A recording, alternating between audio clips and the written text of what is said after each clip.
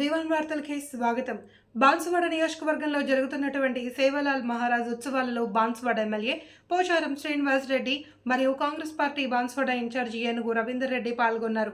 పూజా కార్యక్రమాలు ముగిసిన అనంతరం వేదికపై బీఆర్ఎస్ నాయకులను ఆహ్వానించగా బీఆర్ఎస్ పార్టీకి చెందిన ఎమ్మెల్యే పోచం శ్రీనివాస్ రెడ్డి అనుచరులు సేవలాల్ జయంతి వేడుకలను అవమానపరుస్తూ అక్కడి నుండి వెళ్లిపోయారు. అక్కడున్న కాంగ్రెస్ నాయకులు ప్రతాప్ సింగ్కు మరియు బీఆర్ఎస్ నాయకులు బాధ్య నాయక్కు మధ్య మాటల యుద్ధం మొదలైంది. దీంతో బాన్సువాడ ఎమ్మెల్యే పోచారం శ్రీనివాస్ రెడ్డి మరియు ఆయన అనుచరులు అక్కడి నుండి వెళ్లిపోయారు. జయంతి వేడుకలకు అవమానపరచడం ఎంతవరకు సరైందని కాంగ్రెస్ నాయకులు మండిపడ్డారు.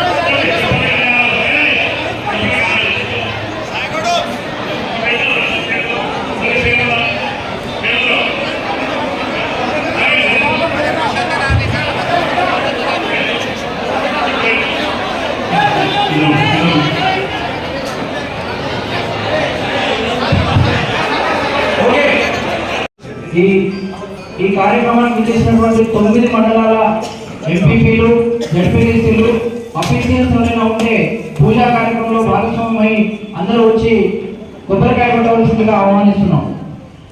9 మండలాలకు సంబంధించినటువంటి ఎంపీపీలు కావచ్చు, జడ్పీటీసీలు కావచ్చు, అఫీషియల్స్ ఎవరైనా ఎక్కడ ఉంటే అందరూ ముందుకొచ్చి కొబ్బరికాయ కొట్టవలసిందిగా ఆహ్వానిస్తున్నాం.